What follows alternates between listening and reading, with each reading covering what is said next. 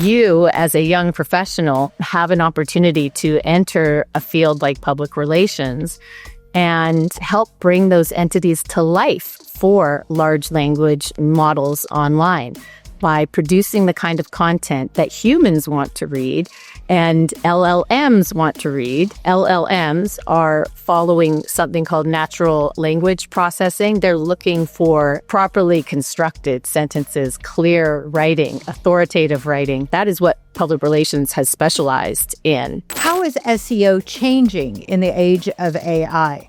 Are search engines on the way out? Today, we're going to talk about GEO. That's Generative Engine Optimization, and what you need to be doing to ensure that you're being seen on the popular large language models, or LLMs. We're talking with Julie Wright, and she is the president and founder of Wright On Communications, one of the best public relation agencies. And that's not my opinion. That's from Newsweek and Forbes.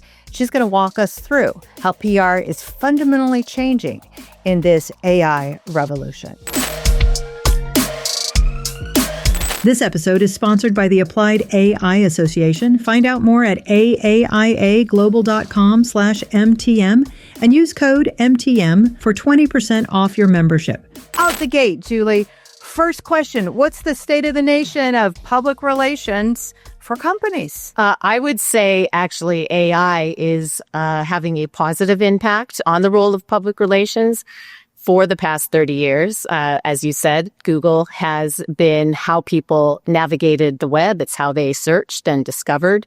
But that behavior is changing dramatically as a result of AI. And we have the introduction about a year ago of Google AI overviews that now summarize what they find, what Google finds on the internet, so that no one even needs to click. What's happening as a result today is people are seeing year over year huge drops in their organic website traffic. And for websites like news publishers or websites that have a very big investment in content to have attracted people using traditional search engine and discovery behaviors, this is something that should be very high on their list to address. And as it turns out, public relations is the answer. Yeah, I love that, because I think a lot of folks think that public relations is, luck, or it's good relationships.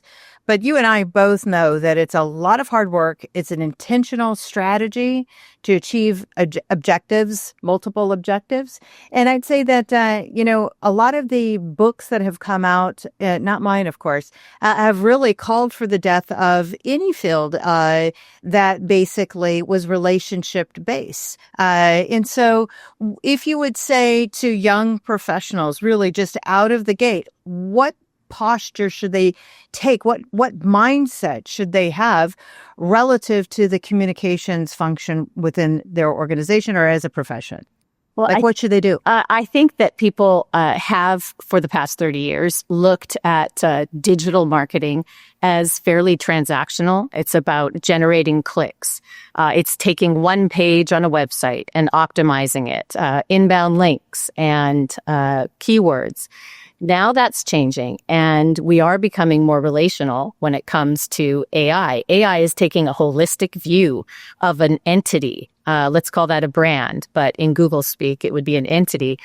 And you, as a young professional, have an opportunity to enter a field like public relations and help bring those entities to life for large language models online by producing the kind of content that humans want to read and LLMs want to read. LLMs are following something called natural language processing. They're looking for properly constructed sentences, clear writing, authoritative writing.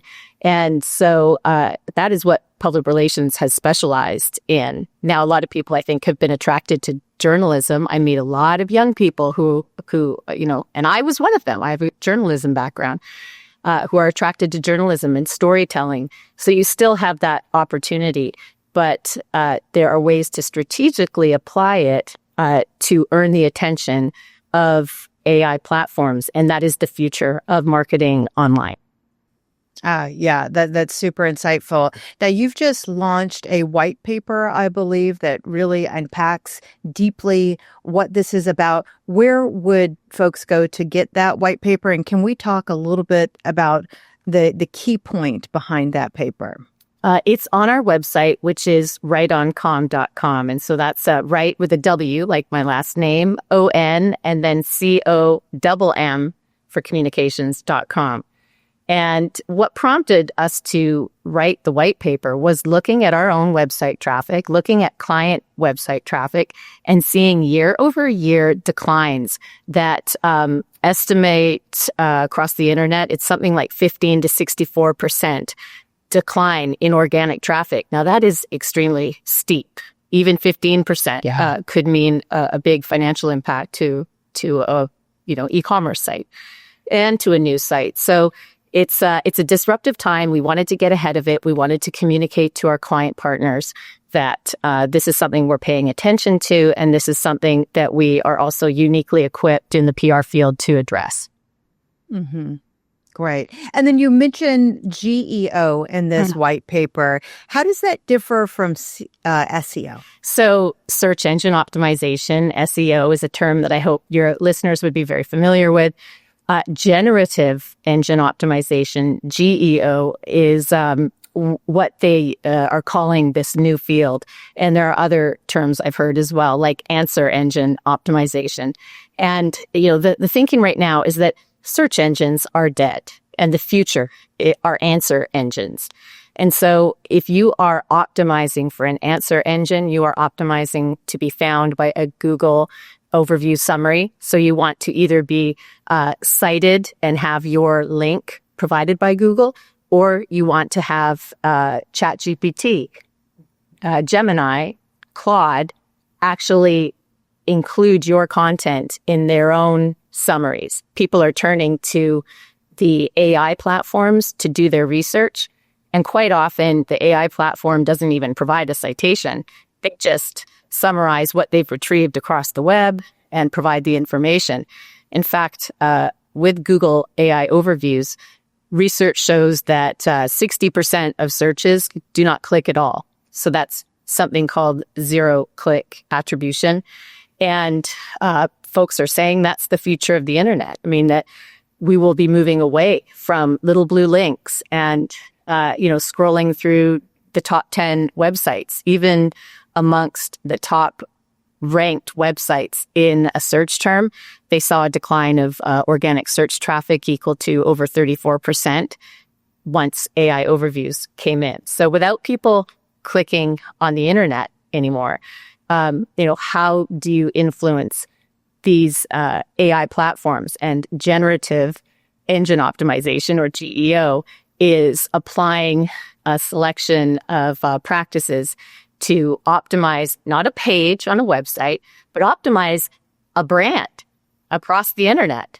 And again, it's just a fancy way of saying public relations when I reverse engineer it all.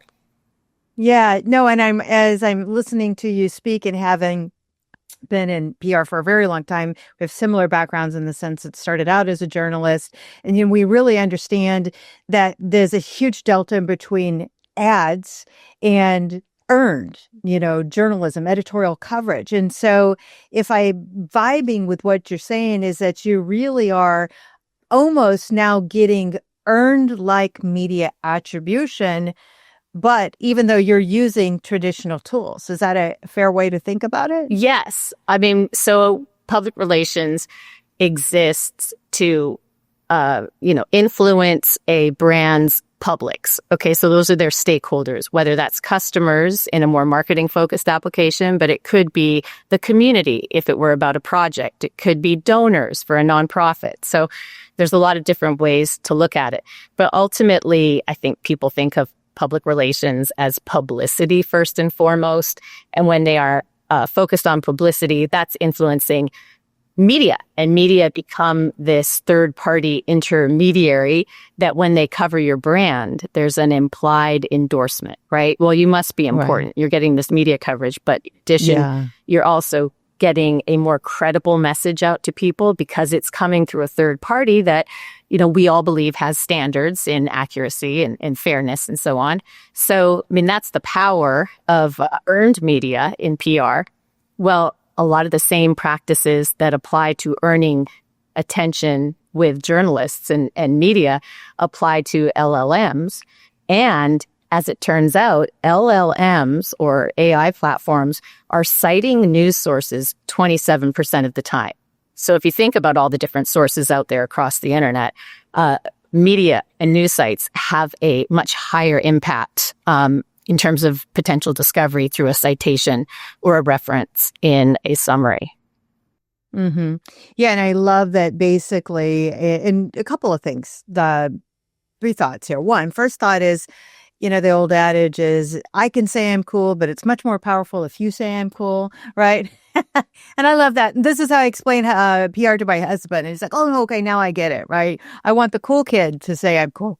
Right. So that's one observation, one way to look at it. The second thing is the term answer engine. So when I think about large language model platforms in general, we do think about Gemini, Grok, ChatGPT, of course, but Perplexity. Perplexity seems to sit outside of that. And I know many of these platforms are multimodal, and they still have links for sourcing. Where do you think Perplexity sits in terms of this as an answer engine? That's how I've always thought of Perplexity. Perplexity, and I was reading about some of this just yesterday, because I'm noticing like all the different platforms are aligning with different news outlets, licensing content. And so I think Perplexity is more of an aggregator that way. And I'm not exactly sure what contracts or what, I have a note somewhere and I can probably go pull it up. But Perplexity, OpenAI has the most deals with publishers, so news organizations and outlets. There's something I thought that was quite interesting that I hadn't been aware of, but there's a AI out there called Pro Rata AI, and it was started by Bill Gross at Idea Lab. And his idea was, we can't destroy journalism by scraping these sites and utilizing all of the information that these news organizations have invested in producing for people, and then giving them no attribution, taking away their eyeballs. That is how they, make money from advertising. So or Pro Rata and Perplexity, when they make a deal with a news publisher, they share revenue with that news publisher. So Perplexity is using advertising on its search results. So when you use that as an answer engine, you may be exposed to some ads, but those ads and revenue from those ads are being shared with the publishers who help source that information. Pro Rata, it actually has a algorithm that will break out, how much of our answer was supplied by which media outlet, and then they compensate the media outlets depending on the portion that they contribute, which is really, innovative. And so I think that there's, it's early days and there are a lot of different models, but I was a bit, pleased to see that there's some creativity and I think some fundamental fairness in that pro rata model. If you care about journalism and you're worried, well, what happens if we don't have that original reporting and sourcing of information to actually feed this model? Yeah, it's a great name too. And I love that someone's really thinking through that. The way I look at journalism, and I think this is a not well understood concept about the profession, is good journalists take oaths to objectivity and in balance. And even in my podcast, or my book, because I think once you're a journalist, you're always one, is I really do try and over-index of, did we really cover everything fairly? And deep within my reflection here is a question, but I'll rattle on for just a bit to just talk about that compromisation of truth. And so can these large language models represent truth? And, that's a really big question, probably not a fair question, but what are your thoughts on truth, trust, oath taking, and just your reflections on the erosion or perceived erosion there. Well, I love big questions, Cheryl. So so you're a great podcast guest. Let's go. I feel that, AI as a early, I would say it's early. It's only been 2 years since we've really had these answer engines available to us. And so we know they've been trained on a lot of data, and they were being trained on information before they were released to the public. But now people are starting to understand how to influence them.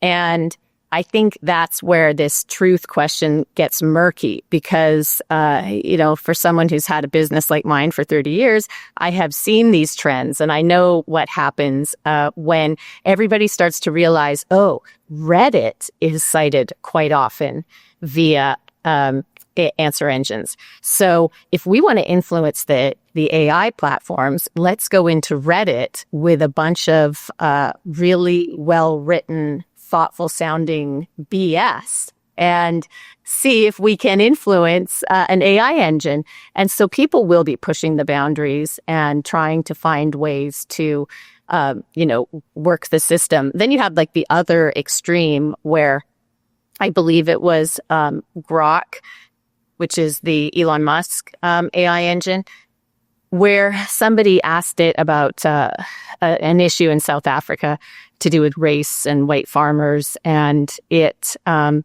was perpetual. It was explaining that this allegation that I think Elon had made himself was unfounded.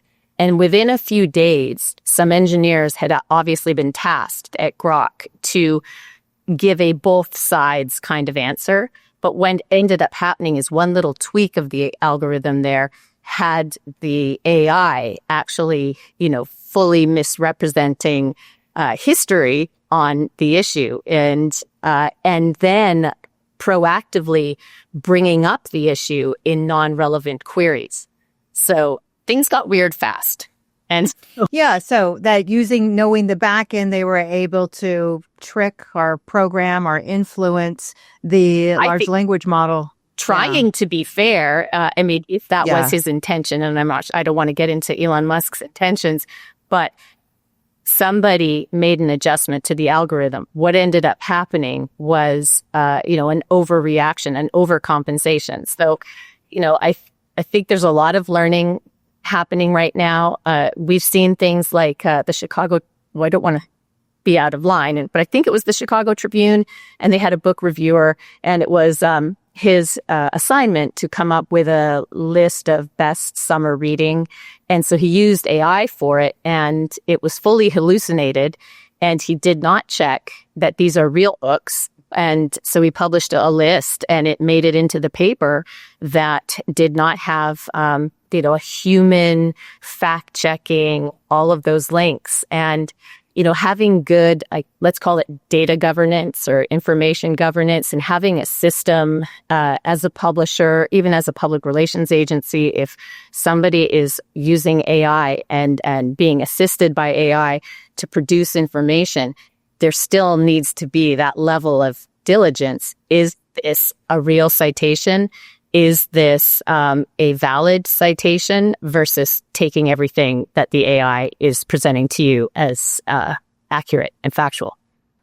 Right. No, and I don't recall which publication it was either, but I will say is what brings to mind is this ahistorical dynamic that even when Google's had launched Gemini the first time, tried this same thing. And actually I talk about it a little bit in my book of, fictional representations of people in power at this time where the American culture didn't have African Americans in positions of leadership, but this is what it had said when the search, in an effort to overbalance. So part of this, I look at this and say, these hallucinations are part of the design. It is not that this is a flaw or a miscalculation. It is a prediction engine, to guess that next word based off of natural language. And so, I was really optimistic with tools like Perplexity, so you could at least have the user go back and verify those necessary blue links, maybe not necessary blue links if Pro Rata is successful, but would love your thoughts on what are other ways that one could mitigate this.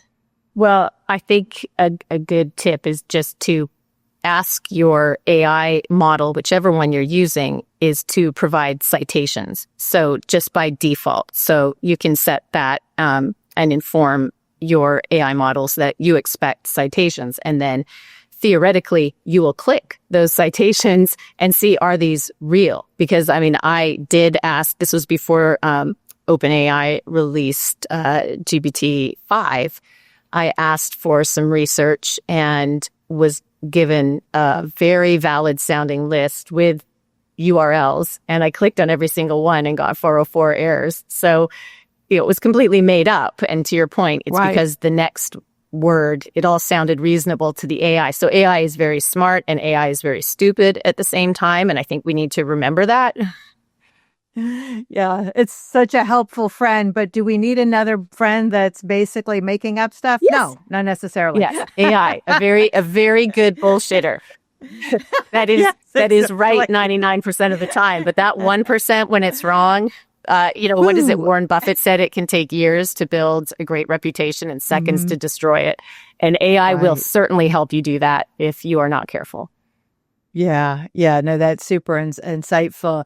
A few interviews back, we talked with National Conflict Resolution Center, and it was a lot of this conversation about, how should people be thinking about this relative to fear and to anxiety. And so when you and I are discussing the fractures in this wonderful mathematically driven algorithmic tool, there are so many things where humans need to step in to this and evolve and solve and, that last mile, create actual real value. What are your thoughts on organizations like National Conflict Resolution or other entities that are helping discover, find these timeless truths that I think, they've not gone away, but I think that folks think that they might be alongside with the job. So what are your thoughts on that? I saw that interview. It was excellent. I really enjoyed it. And I think that what NCRC is doing is very important. I feel like there will always be a need for mediation and for helping to address fear-based behaviors. And I do know that AI does prompt a lot of fear. You kicked off this interview talking about PR and, what is the health of this industry, or how are people in this industry feeling about the future?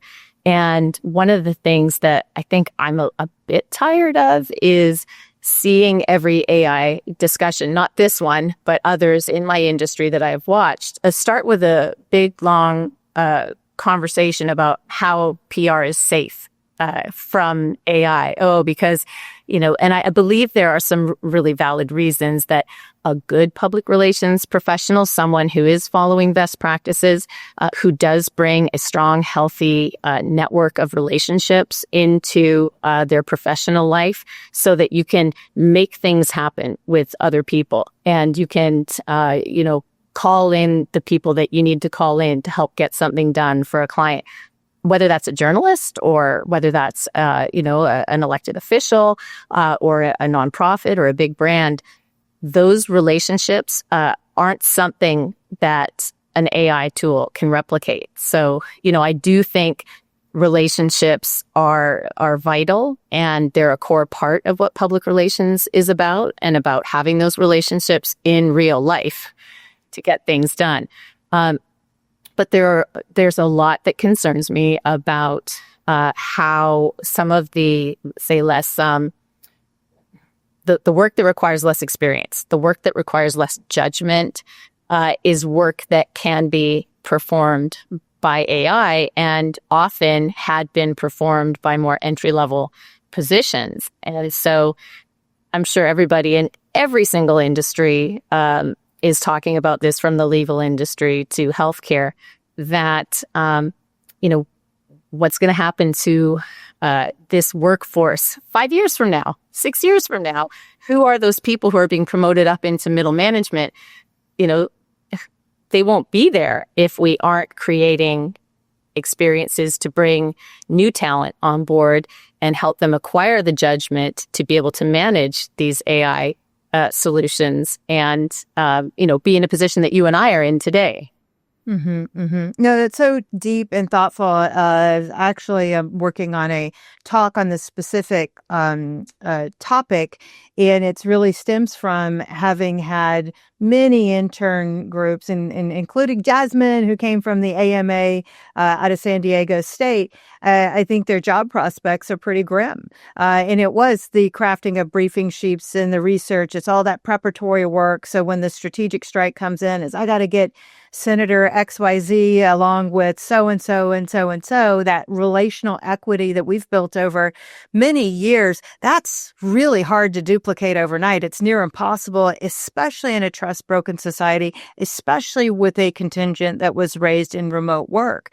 And so when I think about, and I have sons, when I think that are tax-paying citizens, good job, Mom, right? They're out there working. When I think about my sons and their prospects, how they're going to use AI, I'm excited for them, but I'm also nervous too at the erosion of truth and opportunity just because of that function of time. And so what are ways that folks can really say, okay, I don't have deep relational equity? What would you suggest they do? Things that come to my mind is things like insist on being in office, build the relationships, insist on being on every call, even if it's not. Insist on being there because they need to see your face. They need to see your voice. They need that follow-up email. And they're like, oh, that's right. That's that cool person. I mean, would you agree with that, more hands-on to augment value?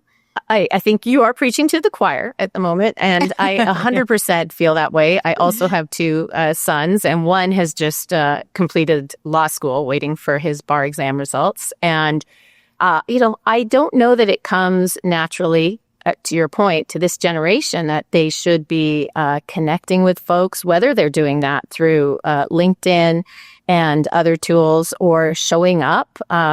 I always say success is 99% showing up. And I can think back to the many times I didn't want to go somewhere after work. I wanted to go home. But instead, I went to a networking event and I met people. I had a good time and I came away from it with, a richer network. And I don't know that that's necessarily something young people are comfortable with, but I say no growth happens when you stay in your comfort zone. So this is a really important time to push yourself out of your comfort zone, whether that means you're an older person and you are nervous about AI. You had to survive the social media thing, the internet thing, .com. I get it. You've been through a lot of change. I launched my career when we had paper directories for media lists and fax machines. So yes, I've been through a lot as well. And I would just encourage people to persevere. Yeah, no, that's really good insight, and I would say too is just of all of those transitions that you mentioned, internet to cloud to smartphone to where we are today, is history has proven that there's exponential creation of jobs over time. I think the issue here is the transition time. Is how do you survive the transition time to get to where those new jobs are, and how are you skilled to get to where those new jobs are? And that sounds like a lot of what you're trying to do with your white paper is skill not only your client base and your partners, but anyone that really wants to understand how the industry is changing from your perspective, which I think is great, because I'm a little suspect when I see white papers from firms that have a vested interest in the way that SEO should come out and what that looks like. But you're really trying to get wins for your partners and your clients. And I think that's huge. And so love that you've done that.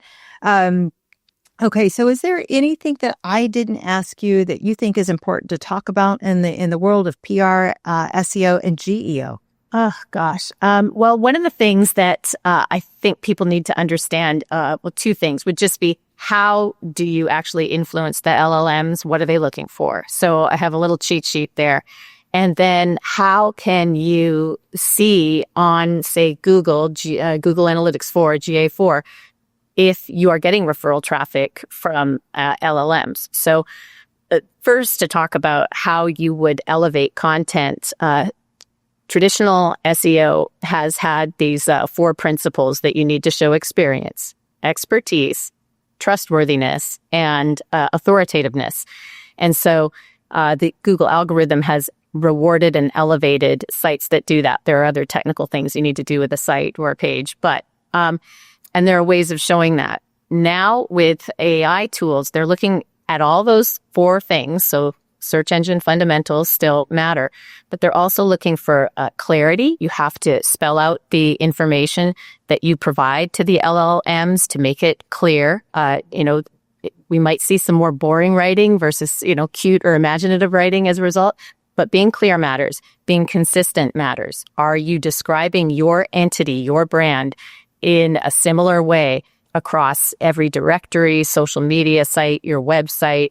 Do an audit and see, how are you talking about yourself? How do you show up in the internet? And then are you also recent and real? So recent means news coverage, publishing, whether that's thought leadership or blog content. An award this year is more valued than an award 5 years ago. So recency matters. And then real. Is it user generated? Is it authentic? Is it in natural language? And so things like real reviews matter. And hopefully they're all positive, because the AI tools are doing a sentiment analysis as well. If it turns out that they're not all positive, it's really important to be replying to those reviews. So, just a good checklist to run through. And now, if you want to know if the AIs are coming to your website, and if they're including your brand or entity in their summaries, or are they including your material in their citations, you can go to Google Analytics and you can screen out with something called a regex, REGEX. Just Google it. Just ask an AI tool how to do this, and it'll tell you. And so you can see, okay, this is how much referral traffic we're getting from Perplexity or ChatGPT. And then you might not see referral traffic. You might see direct traffic. Oh, okay, people heard about you through their research on an AI platform, and now they're coming directly to your site. You should also audit your own, the way we used to Google ourselves, to see how we show up on Google. Do the same thing across as many of the different AI platforms as possible, because each platform is consulting slightly different sources and has slightly different approaches. So you really have to go look at them all. And if you are wanting to elevate your visibility on one of these platforms, it's probably a good idea to pick one, go all in on it, evaluate your performance and see if it's making a difference before moving on to another one. One thing that practically is if you're an individual and you're saying, gosh, I want to elevate my visibility, is that them simply inputting in a non-training mode or in a training? Let me restate the question. Is are you asking the individual to improve their rankings by inputting information into the large language models themselves? And an example would be, here's a blog that I wrote, and then you're uploading it into the database, or maybe walk us through how folks should actually get their content into these engines and what's happening when they do that. So that's where public relations is helpful to influencing LLMs, because of their reliance on news sites. And so taking, whether it's a press release, a blog post, an op-ed, a thought leadership piece that you publish in an industry journal, or that you contribute to a blog, any of that content is now available for these AI tools to scrape and incorporate. And if that information is being cited by other authoritative, expert, trusted sources, that then further elevates your perceived, what did I say? Value. Yeah, value. So yeah. this is why PR is so influential. So imagine you put out a press release. The press release has a quote or a fact or some piece of unique information to your brand, or maybe it's your personal brand if you're an individual, and then it's quoted and reused in articles to cover that topic. Now AI is seeing you across multiple websites saying the same or similar things. And when someone comes and asks a semantically similar question about that topic, it may very well likely cite your content as an example. Right. When I think about how companies are seizing the AI opportunity, they're using and creating their own knowledge bases. And so in my case, I've used 11 Labs. Instead of going into a studio and recording the book, I've recorded it using 11 Labs, the voice equivalent, and trained that. We actually sometimes use it in the podcast when I can't get to Josh and like, hey, can we record this? He's like, oh, okay, so we'll gen that up. And so when we think about we're building our own knowledge bases, I believe, and it would be a fascinating conversation over the next couple of months, years, Julie, with you, is how much of these custom created knowledge bases are having impact on the total AI search function, generative AI search function. So if you have something on 11 Labs and you have Synthesia bot that's on your site and you have, multiple GPTs. One, I have a GPT that's a just PR person that I've, trained. And so how much is your being in the ecosystem of knowledge-based driven AI, how much will that lift presence, do you think? I think for me at this point in my journey, I am not as advanced with like agentic solutions like you're describing, but I would say that, a concern is if you're feeding information into these AI platforms and tools, we've been more concerned with confidentiality.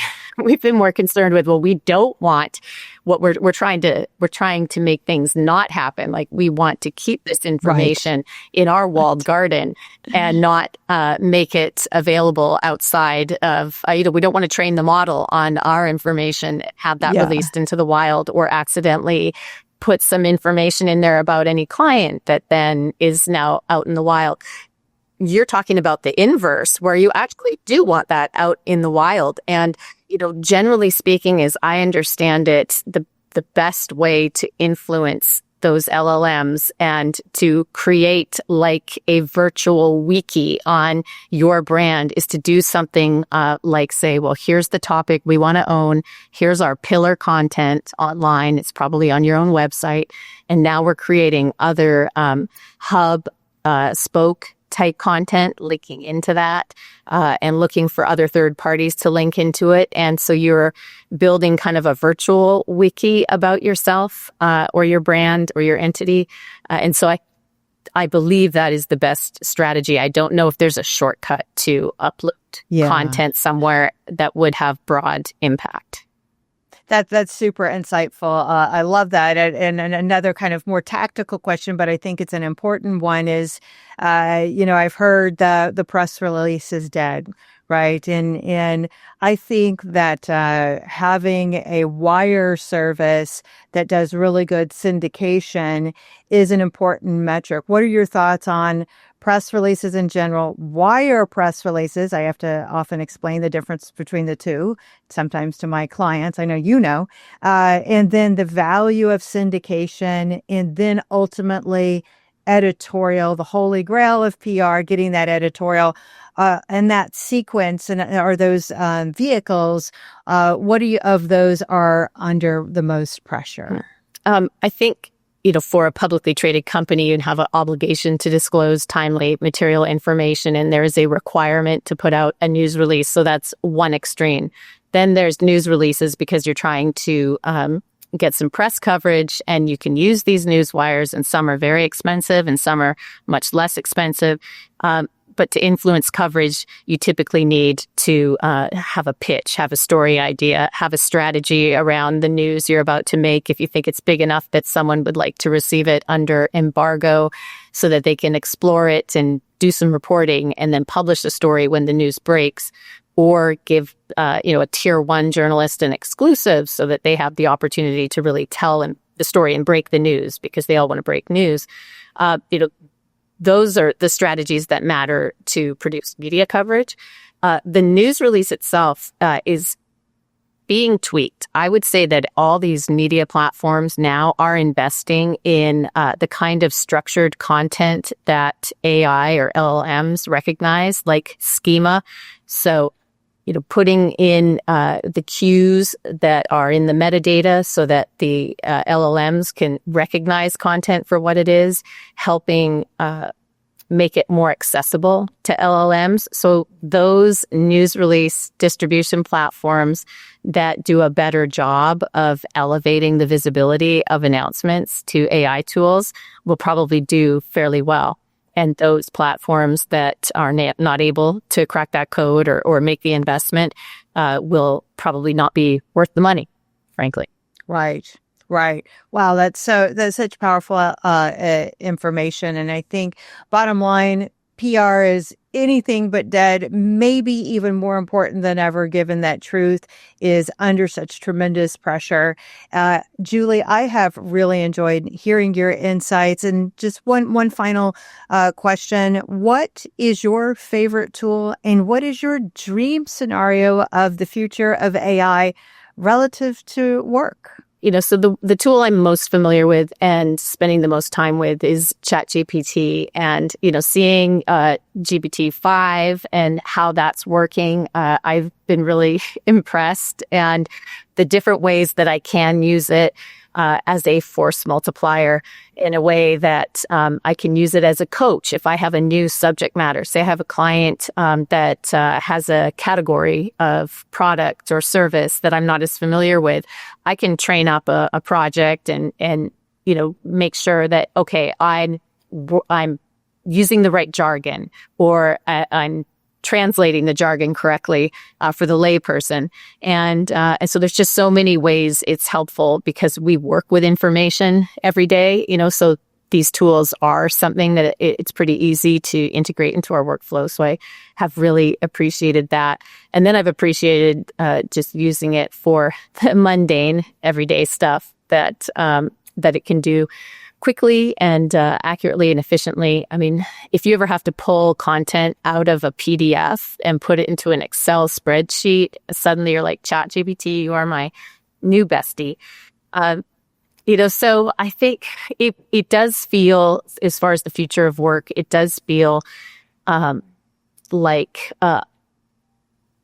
in the future, what would be nice with these AI tools is that they are really just more closely integrated into things. And I'll say, for example, like we have, say Office 365 or Microsoft 365, where they have Copilot, and they're excited because now Copilot does this and you can get it to do that and so on. But when I go into Copilot and say, okay, well, I do want it to do some of these things, I ask, Google Gemini, or ask ChatGPT, or I ask Copilot, how do I do this? I'm getting answers that to me are for the IT guy. And they're not for, I feel like, the average user, and they're not for a small business owner who's got a million other things to do. And so I would hope, and I hope Microsoft is listening, that if they really want these tools to become, part of everyday's workflow, then would you please put some more PR people on your teams so that they can help explain and simplify with human everyday language how to use the tools. That is huge, and I would agree with you there. In when I wrote the book How to Win Friends and Influence Robots, which now it's been over a year, I did write it in an evergreen way. And of course I used AI, but you can't really write a book with just AI, because it's the difference between like reading a brochure versus a story and a narrative of the journey of how technology has changed. But in that was all of the responses do come back technical, that you understand what a token is, what a parameter is, and what a context window is, what all of these terms are. And we really have introduced a complete new language, much less, to understand how these systems work, which to me was the most important thing to understand. Is if you can understand the three theories behind it, how a large language model works, then you'll fundamentally understand how words are being used, manipulated, highlighted, accentuated, et cetera, all of the things that we've talked about. And you're right, is that last mile is get it to the point where at least there's analogies. And so I find myself prompting, now explain it like you were speaking to an eighth grader or a sixth grader or now a fifth grader, and to see it, distilled down into something where you go, I actually now understand what you're trying to do. Maybe I don't understand the protocol necessarily, but I at least have a sense of how the mechanism that you're trying to explain works. And I think that's the biggest thing, is people think this is magic and it's a crime. And these hyperscalers, they need more PR people, because just the simple idea of these LLMs are magic, that's ridiculous. And it's also a lie, because magic is a dark art, and it's not magic, it's math. And there's, basic theories that anyone can understand. Sorry, Julie, I'm going off on a tangent. I love but it. You really, I love the tangent. You hit a nerve in me, is that's right. And it's I think a lot of these companies don't see the value of PR. And I saw a lot of those jobs going away initially when AI first came out. Wrote a chapter about the future of the PR person. And actually my take was a little negative, and it was wrong.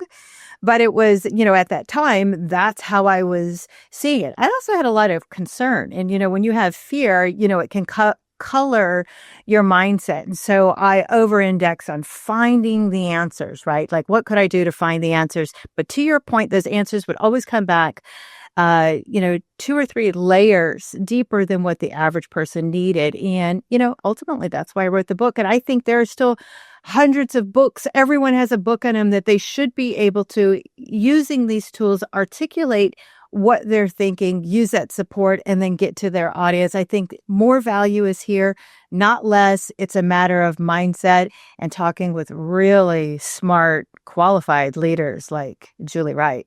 So thank you, Cheryl. I'm blushing. Yeah.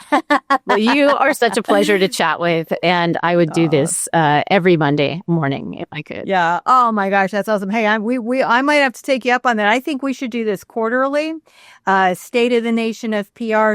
To me, that is the front lines. And no matter what you think or believe in this world, is that all you have to do is participate and turn on the news to see that narrative casting is happening every day, and to understand those dynamics and have professionals like Wright On Communications at your side, well, that's probably a really good thing to do. So I appreciate your time, your expertise, your insights, and we will get that white paper out and look forward to our next in-person meetup.